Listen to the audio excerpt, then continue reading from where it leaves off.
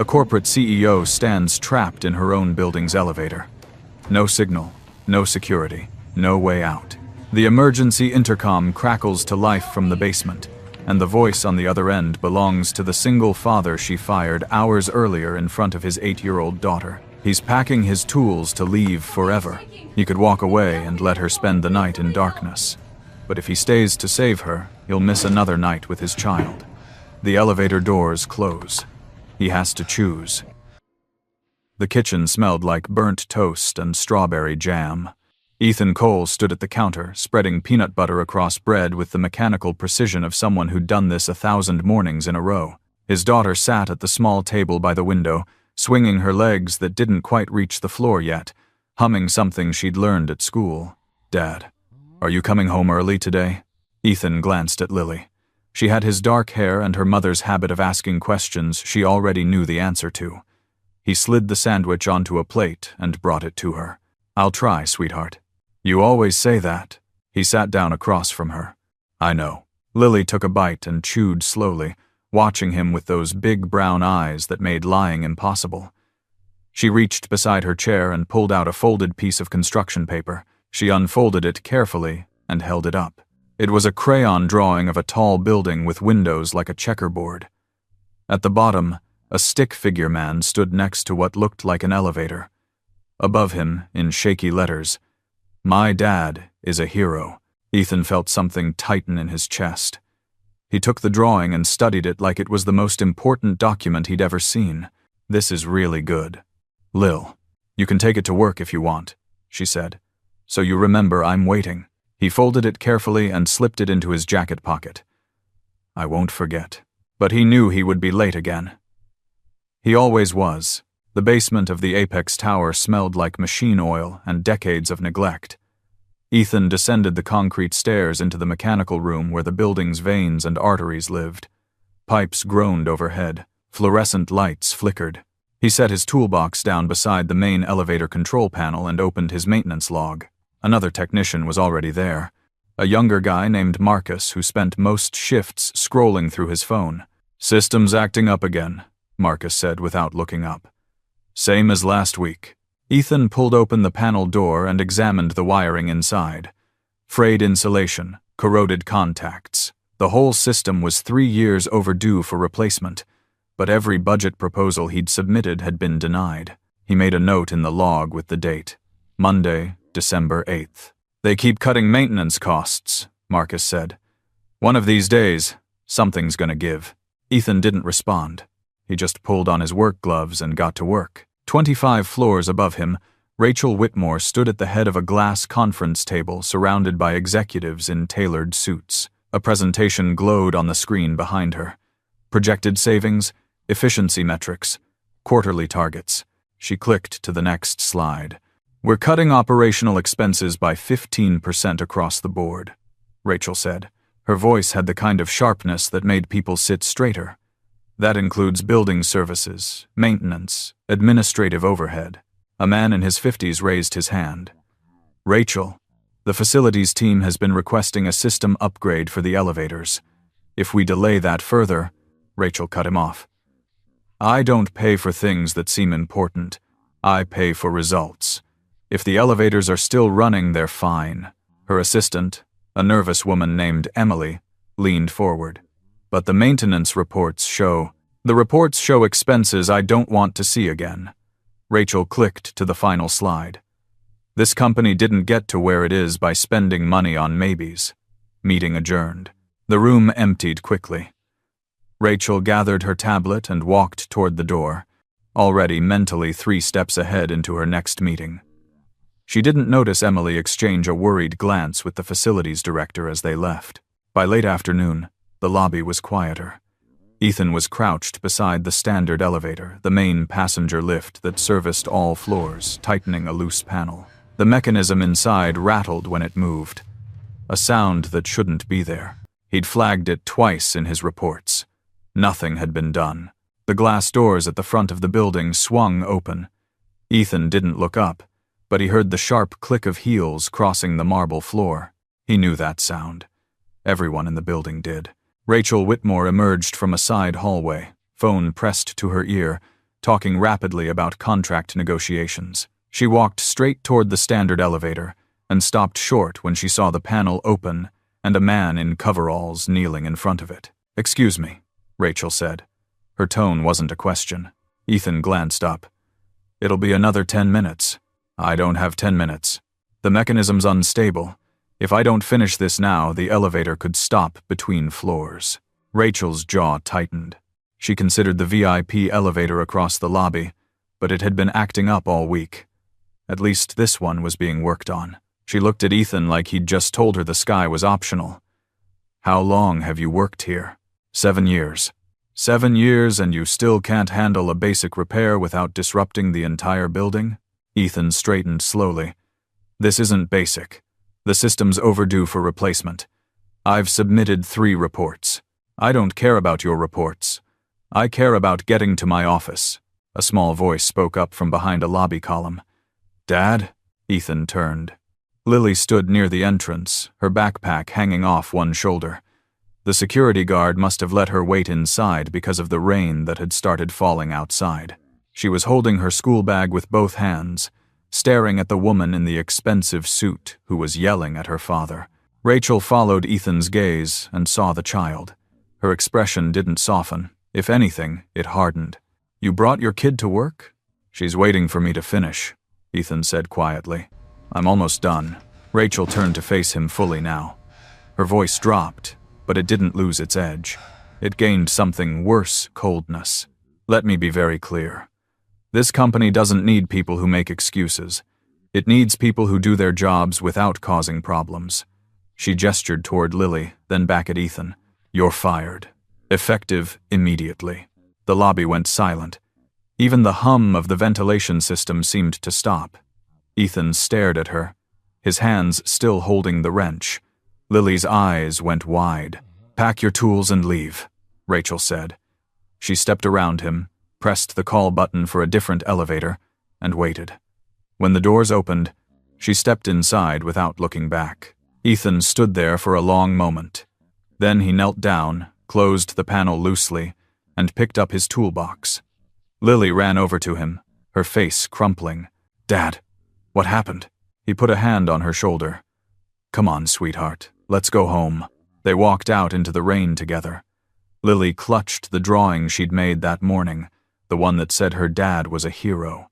The ink was already starting to smudge. By 11 o'clock that night, the Apex Tower was a skeleton. Most of the lights were off. The lobby was empty, except for the faint glow of the security desk. On the 25th floor, Rachel sat alone in her office, reviewing the cost-cutting report she'd finalized that afternoon. The numbers were perfect. Everything was on track. She saved the document, closed her laptop, and stood.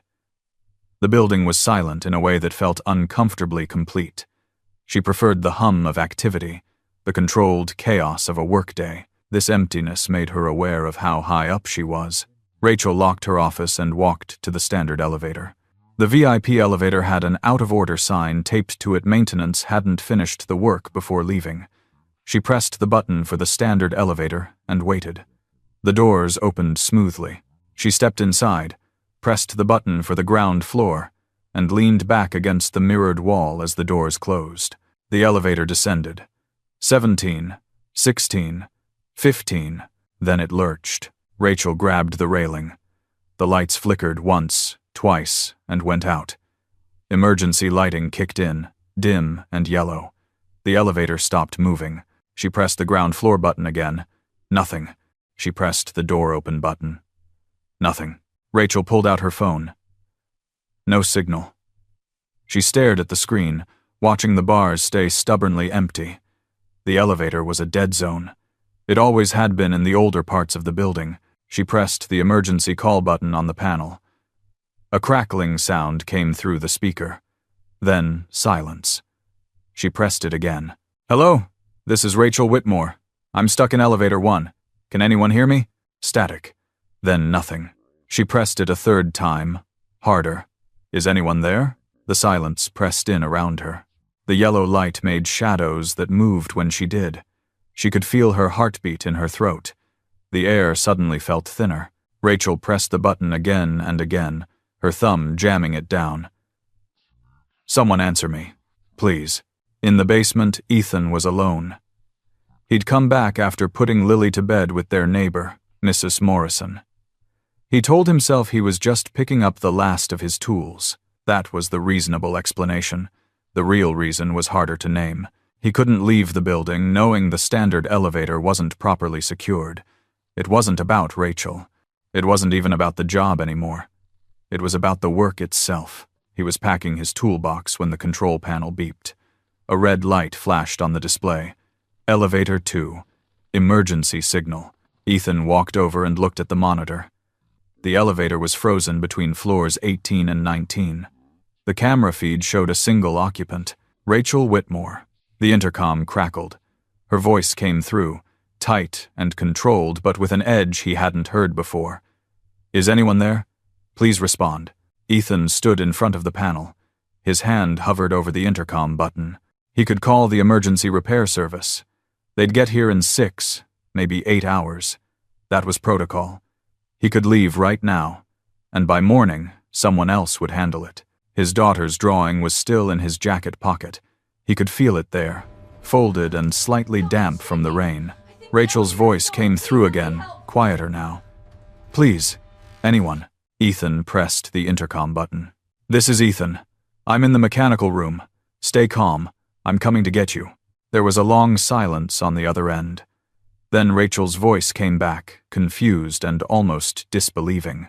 "Ethan, why are you still here?" He didn't answer. He grabbed his tools, his flashlight, and headed for the stairs. The emergency access door on the 18th floor hadn't been opened in years.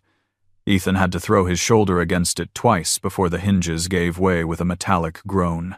He stepped into the dim hallway, his toolbox heavy in one hand, flashlight in the other. The building felt different at night. Hollow, like a body without a pulse. He found the elevator doors and set down his toolbox. Through the crack between the doors, he could hear breathing on the other side. Fast and shallow. "Rachel, I'm going to open the doors manually. Don't touch anything." "How long will this take?" Her voice was muffled but controlled. She was trying to sound like she was still in a boardroom. Ethan wedged a pry bar into the gap and leveraged the doors apart inch by inch. The elevator car sat about 3 feet below floor level. The emergency light inside cast everything in sickly yellow. Rachel stood pressed against the back wall, her arms wrapped around herself. When she saw him, something flickered across her face. Not relief, something closer to confusion. "Why are you still here?" Rachel asked. Ethan lowered himself through the opening and dropped into the elevator. The car swayed slightly under his weight. Rachel flinched. "Packing up took longer than I thought," he said. It wasn't really an answer, but it was all he offered. He knelt beside the control panel and opened it with a screwdriver. Wires tangled inside like veins. Rachel watched him work, her jaw tight. "How long until we're out?" "Depends on what's wrong." "That's not an answer." Ethan glanced up at her. "The system's old. Could be a sensor failure. Could be a load imbalance. Could be the breaker tripped. I won't know until I check." Rachel's fingers tapped against her arm, a nervous rhythm she probably didn't realize she was making. "Can't you just call a professional crew?" "I can. They'll get here in 6 to 8 hours. 6 to 8 hours? It's nearly midnight. Emergency repair crews don't prioritize stuck elevators unless someone's injured." Rachel stared at him. For the first time since he'd known her, she looked uncertain. Not weak, just human. "And if you don't call them?" she asked. "Then I fix it myself. Might take an hour. Might take 3. "You're sure you can fix it?" Ethan met her gaze directly. "I've been fixing this elevator for 7 years. I know it better than anyone." Rachel opened her mouth to say something, then closed it. She looked away. "Fine. Do it." Ethan returned to the panel. He tested the circuits one by one, tracing the problem through the system. Rachel stood behind him, her presence like static electricity. "You don't have to stay down here," she said after a minute. "You could work from the outside." "I could, but if the car shifts while I'm gone, you'll drop another floor. Maybe 2. Rachel's breath caught. It can do that? The brakes are holding, but the system's stressed. I need to monitor it from inside. So you're trapped here too? Ethan didn't answer. He didn't need to. 10 minutes passed in tense silence. Then the elevator lurched. Not much, just a few inches, but enough to make Rachel grab the railing with both hands. The lights flickered. What was that? Ethan was already scanning the panel readout. Numbers scrolled past, diagnostics he'd memorized years ago. His expression tightened. The load's shifting. The left cable is taking more weight than it should. What does that mean? It means the car isn't balanced. If it gets worse, the safety system will lock everything down. That sounds good. A safety system. It'll keep you from falling, Ethan said. But it'll also trap us here for 8 hours minimum. No way to override it from inside. Rachel stared at him. So, what do we do? You need to move to the right side of the car, away from the doors. And don't shift your weight suddenly. You're giving me instructions now? Yes. Rachel's face flushed. She looked like she was about to argue. Then the car swayed again, and her hands tightened on the rail. She moved carefully to the right corner, her heels clicking softly against the floor. Ethan adjusted his position to balance the weight distribution. Hold this, he said, handing her the flashlight. Point it at the panel. Rachel took it. Her hand was shaking slightly. Ethan pretended not to notice. He worked quickly, rerouting power to stabilize the motor. The seconds stretched out. Rachel's breathing was still too fast. Breathe slower, Ethan said without looking up. In through your nose, out through your mouth. I'm fine. You're hyperventilating. I said I'm fine. Ethan glanced at her. Rachel, breathe. She glared at him, but after a moment she took a slower breath. Then another. Her shoulders lowered slightly. Better? He asked. She didn't answer.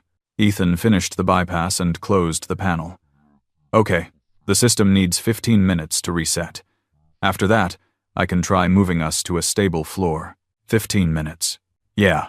Rachel slid down to sit on the floor, her back against the wall. It looked wrong. Executives didn't sit on floors, but there was nowhere else to go. Ethan stayed standing, watching the diagnostic lights blink on the panel.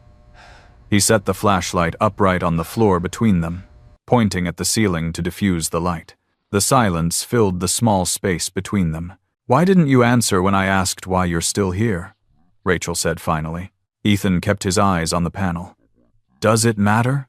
You were fired. You should have left. I did leave. But you came back. Ethan turned to look at her.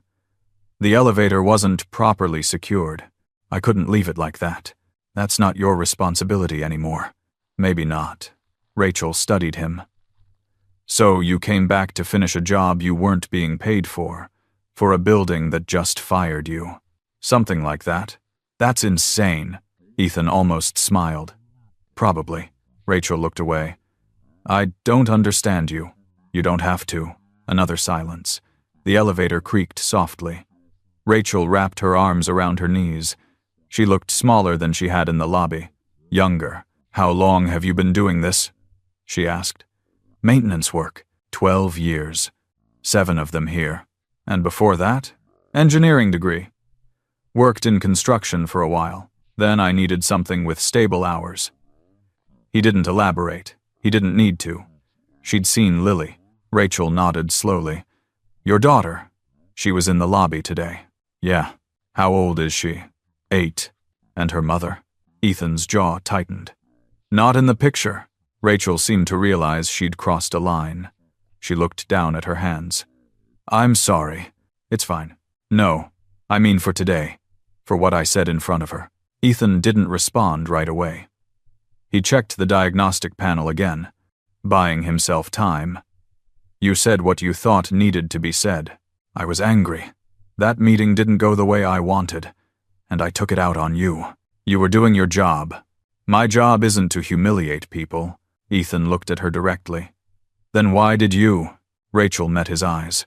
For a moment, she looked like she might deflect. Then something shifted. Because it's easier, she said quietly. It's easier to be the person who makes decisions than the person who questions them.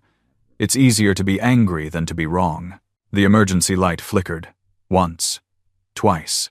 Then it went out completely. The darkness was absolute. Ethan heard Rachel's breath catch, sharp and sudden. He fumbled for the flashlight on the floor and clicked it on.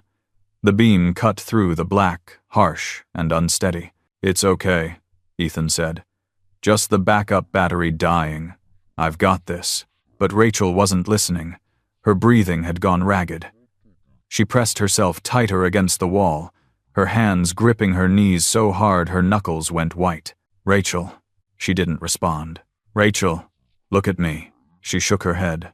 Her eyes were wide and unfocused. Ethan crouched down in front of her, holding the flashlight so it pointed up at the ceiling instead of at her face. The light bounced off the metal, softer now. "Hey, you're okay.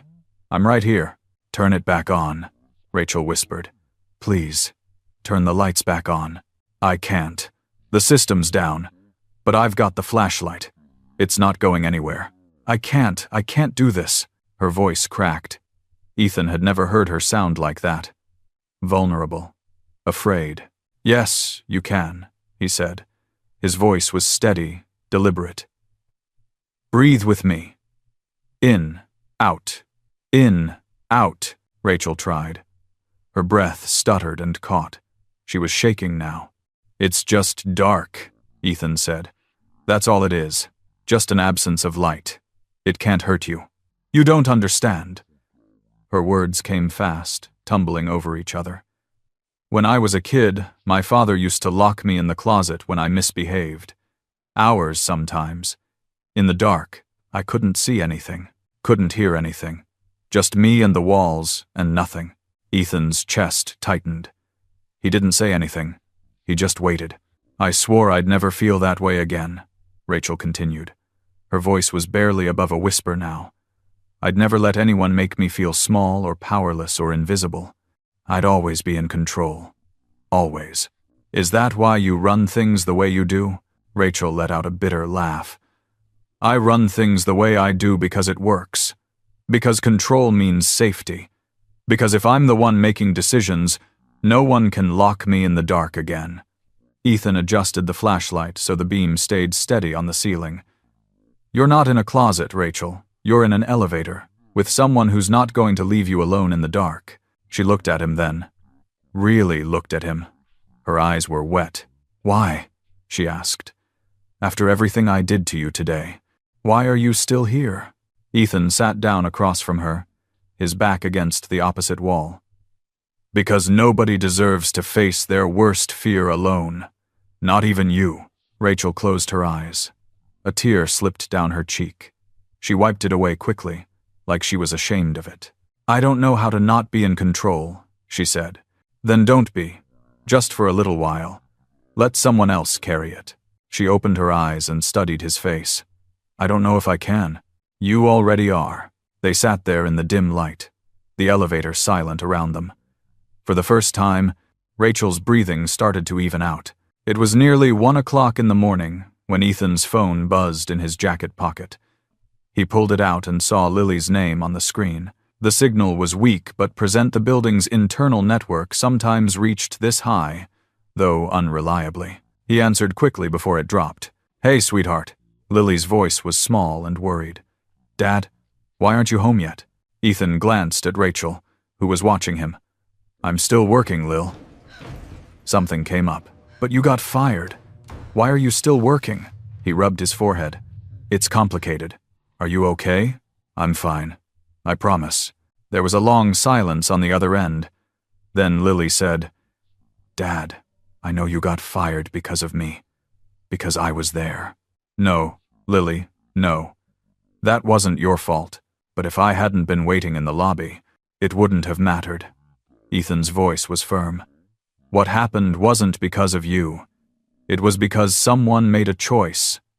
And that someone wasn't you." Another silence. Then, quietly, "Are you sad?" Ethan looked at Rachel again. She had turned her face away, staring at the wall, but he could see her throat working. "I'm okay, kiddo. I promise. Now get some sleep, all right? Mrs. Morrison's taking good care of you?" "Yeah. She made me hot chocolate."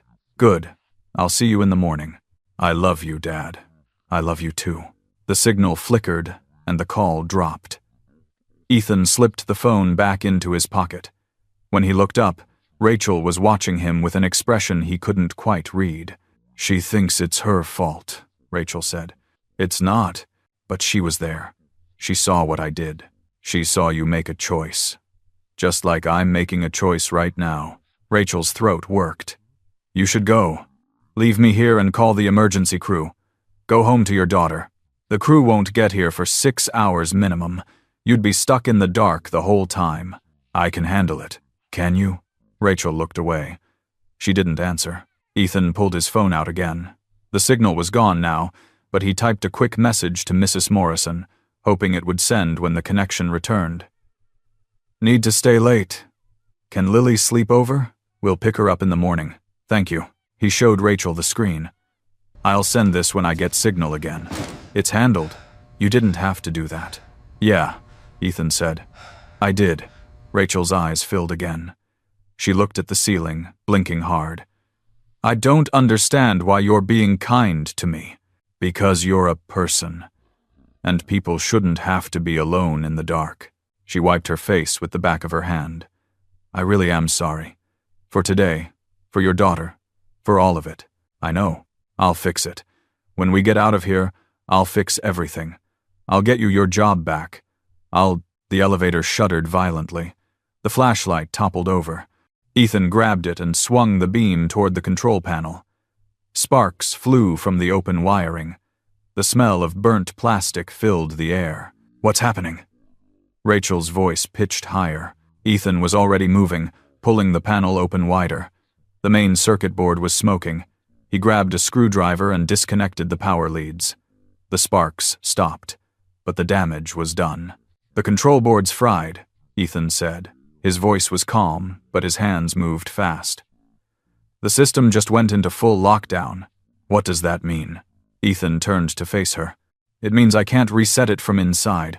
We're stuck here until the external crew arrives. Rachel stared at him. How long? 6 hours. Maybe more. The reality of it settled over them like a weight. Rachel wrapped her arms around herself again. Ethan sat down, propping his toolbox against the wall and setting the flashlight upright between them again.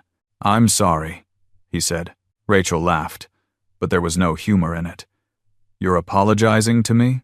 I should have fixed this system weeks ago. If I'd pushed harder, if I'd made them listen. Stop. Rachel's voice was sharp. This isn't your fault. It's mine. I'm the one who cut the budget. I'm the one who ignored the reports. She looked at him.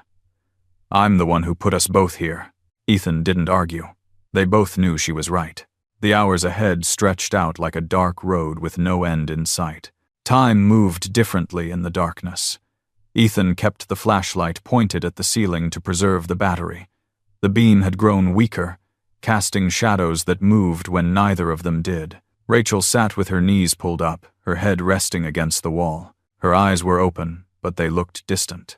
Tell me about her, Rachel said suddenly. Her voice was hoarse from not speaking. Ethan shifted against the wall. Who? Your daughter, Lily. He was quiet for a moment. What do you want to know? Anything. Everything. I don't care. Rachel's voice cracked slightly. I just need to hear something other than the sound of this place. Ethan understood. The silence had weight. It pressed down like water. She wants to be a veterinarian, he said. She's been saying it since she was 5. She brings home every stray cat in the neighborhood, tries to fix their problems with Band-Aids and apple slices. Rachel smiled faintly. Does it work? Not usually, but she doesn't give up. Ethan rubbed his face. He was exhausted, but stopping felt dangerous. She's stubborn. Gets that from her mother. Where is her mother? Gone. Left when Lily was 2. Said she wasn't ready to be a parent. He said it matter-of-factly, like he was reading a maintenance report. Haven't heard from her since. Rachel was quiet for a moment. That must have been hard. It was. But Lily doesn't remember her, so that makes it easier. Or harder. I'm not sure which. You raised her alone. Yeah, that takes strength. Ethan shook his head. It takes showing up. That's all. Every day, you just show up. Rachel studied him with something like wonder. You make it sound simple. It's not. But it's not complicated either.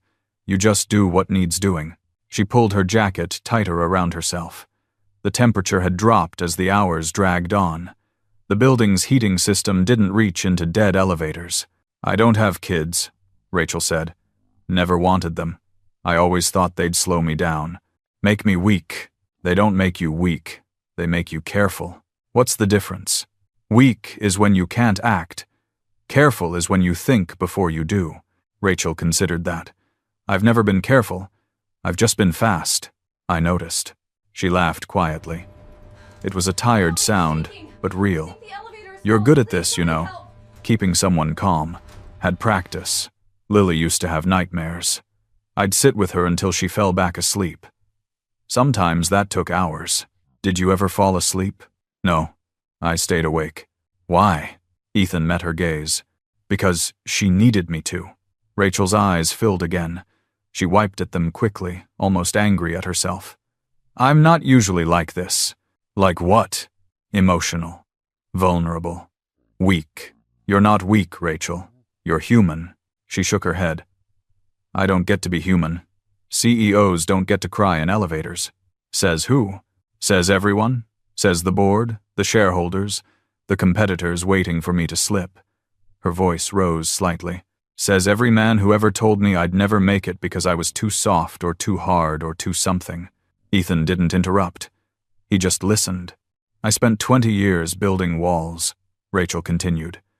And tonight, in the space of a few hours, they all came down. Because of a broken elevator and a man I fired and a darkness I thought I'd outrun. You can't outrun the dark, Rachel. You can only learn to sit in it until the light comes back. She studied him for a long time. How do you do that? Practice. Same as anything else. The flashlight flickered. Ethan grabbed it and shook it gently. The beam steadied but grew dimmer. Rachel's breath quickened.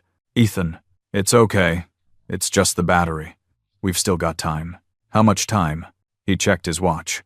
3:30 in the morning. Another hour, maybe 2 before the crew gets here. Rachel closed her eyes. I don't know if I can do another 2 hours. Yes, you can. How do you know? Because you've already done 4. She opened her eyes and looked at him. There was something new in her expression.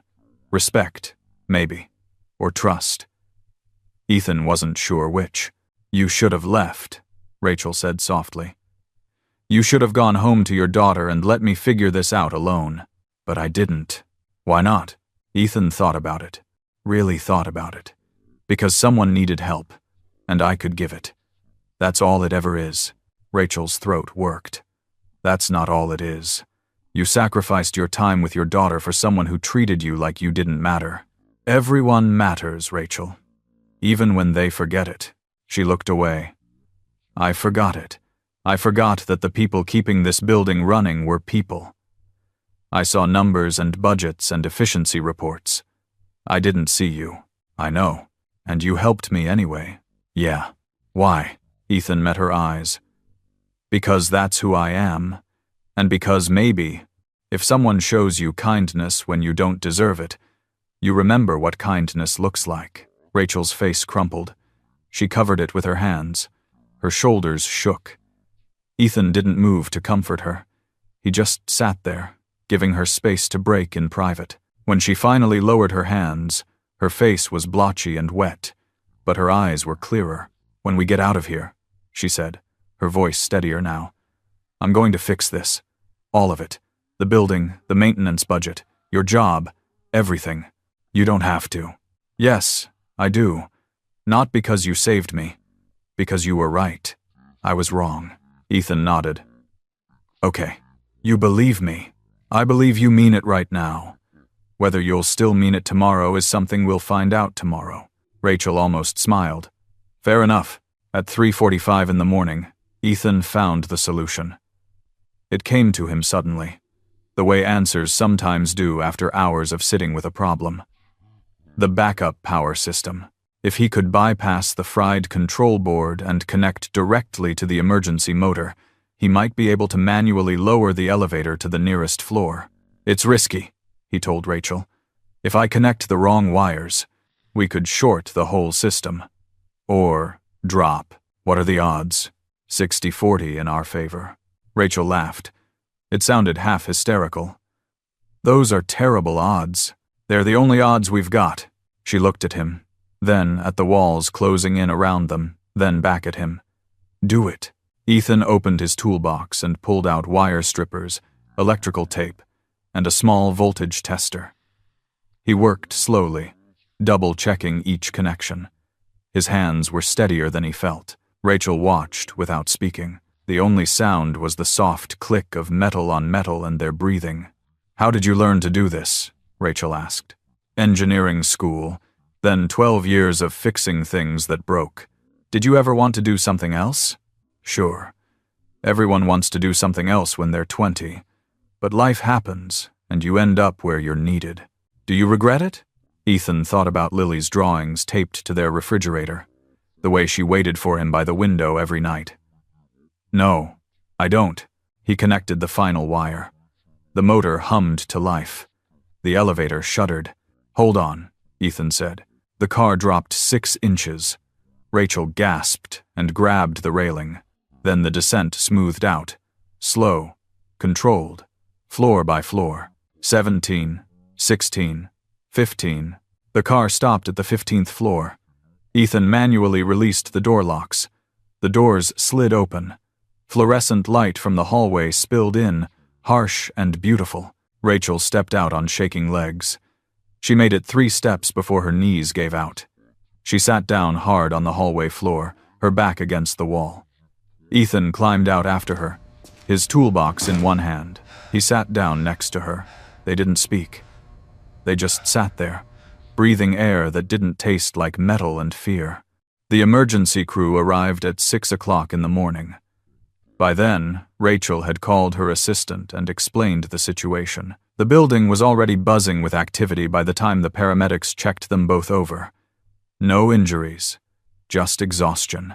Rachel stood in the lobby, wrapped in a blanket someone had given her, watching the crew examine the elevator. Ethan sat on a bench near the door, his toolbox at his feet. He looked like he wanted to disappear. Rachel walked over to him. He looked up, surprised. "I meant what I said," Rachel told him, "about fixing things. Okay, I'm calling HR today. You're not fired, and I'm approving the full system upgrade." Ethan nodded slowly. "That's good. I'm also going to meet with the entire facilities team. I need to understand what I've been ignoring. That'll help." Rachel sat down next to him. "I'm sorry, Ethan, for all of it. I know. Do you forgive me?" Ethan looked at her. "Ask me again in a month, after I see if things actually change." She smiled faintly. "That's fair." They sat in silence for a moment. Then Rachel stood. "Go home. Your daughter's waiting." Ethan picked up his toolbox and walked toward the door. He was halfway there when Rachel called after him. "Ethan." He turned. "Thank you," she said, "for not leaving me alone." He nodded once. Then he walked out into the early morning light. 2 weeks later, the Apex Tower had a new elevator system. The installation took 4 days and cost more than Rachel's entire quarterly marketing budget. She approved it without hesitation. She also started something new. Every Tuesday morning, she walked through the building. Not as a CEO inspecting her domain, but as someone learning the names of the people who kept the lights on. She met the cleaning crew, the security team, the maintenance staff. She learned their names. She listened to their concerns, and every Tuesday, she stopped by the basement. Ethan was usually there, elbow deep in some machine or another. Lily often sat nearby, doing homework or drawing pictures. The first time Rachel walked in, they both looked up in surprise. "Can I come in?" Rachel asked. Ethan glanced at Lily, then back at Rachel. "Sure." Rachel stepped into the mechanical room. It smelled like oil and metal, but it felt warmer than her office ever had. "I wanted to learn how the elevator system works," Rachel said. "The new one. I should understand what I'm paying for." Ethan set down his wrench. "You really want to know?" I really do. Lily jumped up from her spot on the floor and held out a piece of paper. It was a new drawing. The old one had been ruined by rain that night. This one showed a tall building with two figures at the bottom standing next to an elevator.